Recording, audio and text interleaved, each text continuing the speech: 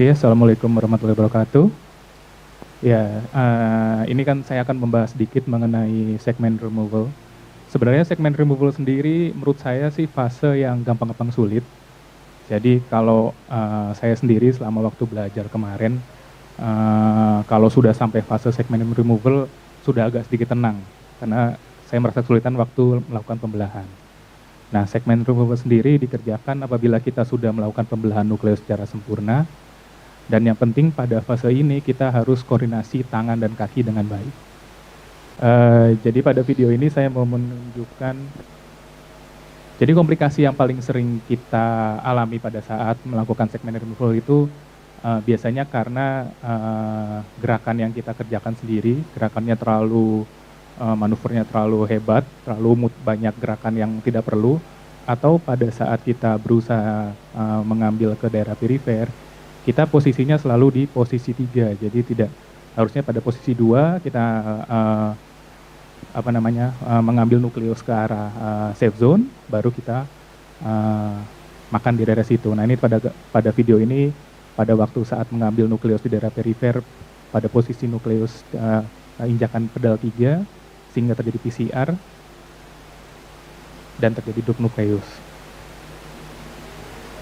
Oke, sebelum melanjut ke fase berikutnya, mungkin sedikit perkenalan mengenai alat-alat yang kita pakai. Jadi Phaco Probe sendiri ada berbagai macam sudut yang bisa digunakan dari 0, 15, 30, sampai 45. Dan masing-masing sudut itu sendiri mempunyai kelebihan dan kekurangan masing-masing. Jadi semakin besar sudutnya, maka luas penampang mulutnya ini akan semakin lebar. Dan semakin lebar luas penampangnya itu, maka oklusi yang kita harapkan akan semakin sulit untuk dicapai. Tetapi dengan sudut yang semakin tajam, jadi semakin besar sudutnya, itu faktor pemotongnya akan lebih baik.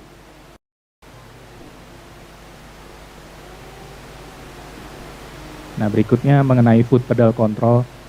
Jadi penggunaan foot pedal sendiri ini mungkin seperti kita kalau menyetir kendaraan, menyetir mobil. Jadi semakin dalam kita injak, maka akan semakin keluar power yang mau kita gunakan. Jadi pada injakan yang pertama hanya akan keluar irigasi, lalu pada injakan yang kedua akan mulai timbul aspirasi, dan pada injakan yang ketiga itu mulai untuk vacuum-multiplikasinya. Nah, pada saat kita melakukan segmen removal, kita harus bisa mengontrol gerakan kaki kita dari pedal 2 dan pedal 3. Tujuannya sendiri pada saat kita melakukan impale, tadi mungkin Dr. Hadi sudah sedikit menjelaskan, kita masuk ke fase injak dulu sampai step 3, pedal 3. Apabila sudah terjadi oklusi, kita turunkan menjadi pedal 2 dan kita tarik ke tengah, ke arah safe zone. Nah, ini ada sedikit video juga. Mungkin ini videonya bukan pada saat segmen sudah berakhir sebenarnya. Sudah berhasil mengambil semua nukleusnya.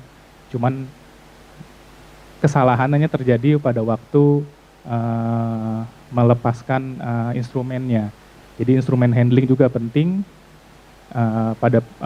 Pada video ini keluar dulu Phaco tipnya dibandingkan sinkron instrumennya. Akhirnya terjadi PCR. Padahal operasi ini sudah berhasil dengan baik, sayang sekali. Lalu berikutnya akan mengambas anatomi dari lensa sendiri. Jadi setelah terbelah-belah menjadi 4 bagian, lensa ini nukleus ini akan membentuk seperti piramid, di mana bagian yang terluas itu masih terbenam di bawah kapsul anterior.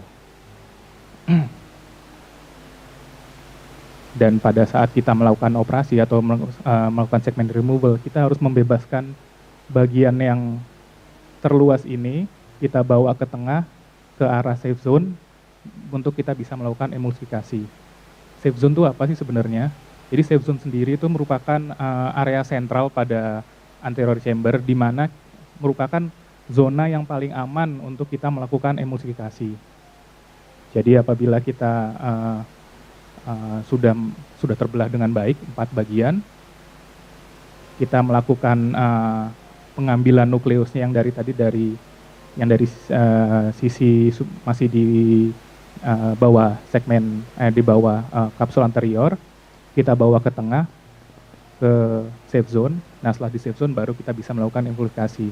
Karena pada daerah ini merupakan yang daerah paling dalam anterior chambernya dan jauh dari iris maupun kapsul posterior di bagian perifer. Sehingga resiko-resiko seperti PCR akan lebih bisa dihindari. Nah, gerakannya sendiri selama kita melakukan pengambilan atau segmen removal itu sebenarnya gerakannya cuma sederhana, cuma merupakan gerakan maju dan mundur. Jadi kita hanya memakan fragmen yang berada di sejajar dengan tip kita. Jadi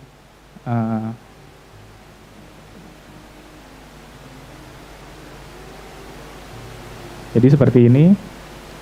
Apabila kita melakukan insisi dari sini, maka kita selalu memposisikan nukleus yang akan kita makan di posisi jam 5. Sehingga gerakannya hanya maju untuk mengambil nukleus, lalu kita mundur lagi dan kita makan di sini, di daerah safe zone. Gerakan-gerakan maju mundur ini harapannya kita tidak mengejar nukleus hingga ke samping kanan kiri, karena kalau kita mengejar nukleus ke kanan kiri itu resiko komplikasi untuk termakan atau PCR sangat besar sekali. Nah, salah satu hal yang penting lagi adalah rotasi pada fragmennya. Kita melakukan rotasi untuk memposisikan fragmen itu pada posisi tadi jam 5 agar kita lebih mudah untuk memakan nukleus tersebut.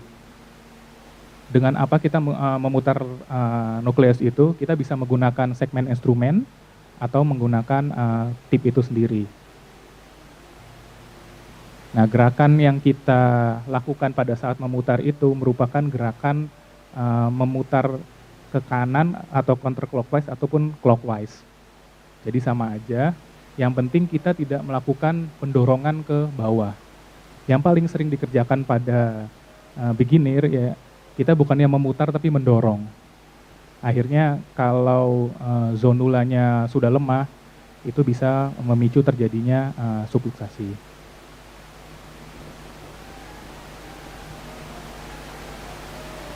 Nah, ini salah satu yang sering salah pada saat beginner. Jadi fragment engagement ini dikerjakan biasanya pada beginner itu pekotipnya mulutnya itu belum menempel di nukleus dengan sempurna. Tetapi seperti ini gambarannya, masih ada jarak space tapi sudah dilakukan injakan pedal. Sehingga terjadi energi yang tidak efektif dan risiko terjadi komplikasi juga. Nah, gerakan-gerakan seperti itu harus dihindari karena kita jadi kurang kontrol terhadap nukleus yang akan kita makan. Nah, ini salah satu contoh yang benar. Kita harus menempel impel dulu, impel nukleusnya, baru kita melakukan injakan pada pedal. Pertama injakan pedal 3 hingga terbenam sedikit, lalu kita angkat ke pedal 2, lalu kita bawa nukleus itu ke tengah, baru kita lakukan emulsifikasi selanjutnya.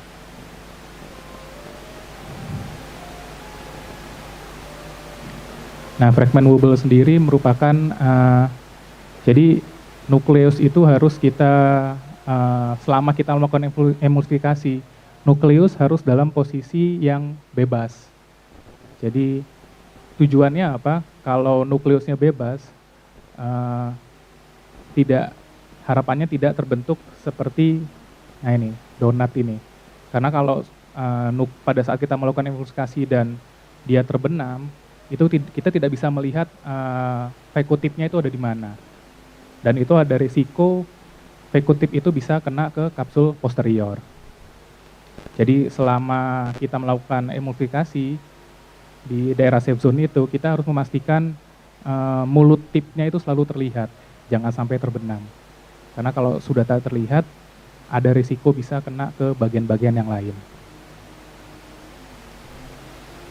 Ya, pada video ini saya mau menunjukkan biasanya yang paling sering kesalahan-kesalahan pada beginner, yaitu kesulitan pada saat melakukan pengambilan nukleus yang potongan pertama. Nah, ini seperti gambar ini, sudah dilakukan pembelahan, namun pada saat melakukan pengambilan nukleus yang pertama, dia agak sedikit kesulitan. Sebenarnya bisa macam-macam penyebabnya. Yang paling sering sebenarnya karena pada fase sebelumnya, pada waktu melakukan pembelahan, pembelahannya itu belum sempurna, sehingga masih ada bagian-bagian yang menempel nukleusnya belum terbelah sempurna, sehingga pada saat mau dilakukan penarikan ke arah safe zone, dia jadi terhambat. Jadi emang pada segmen remover sendiri, kesulitan-kesulitan yang paling sering itu biasanya pada fase pertama seperti ini, nukleus pertama, dan yang terakhir. Yang terakhir sebenarnya bukan kesulitan, tapi resiko untuk terjadi PCR-nya cukup besar. Karena pada fase terakhir, pengambilan nukleus terakhir itu, sudah tidak ada bantalan lagi yang bisa menahan kapsul posterior untuk naik. Sehingga harus hati-hati sekali pada saat pengambilan segmen yang terakhir. Dan segmen yang pertama yaitu biasanya paling sulit untuk dibawa ke tengah, paling sering karena pembelahannya tidak sempurna. Waktu kurang 1 menit. Ya, ini mungkin ada video yang gimana caranya pengambilan nukleus yang baik. Nah, itu dibawa ke tengah, dimakan di tengah, diputar lagi ke arah jam 5, dibawa ke tengah lagi, baru dimakan.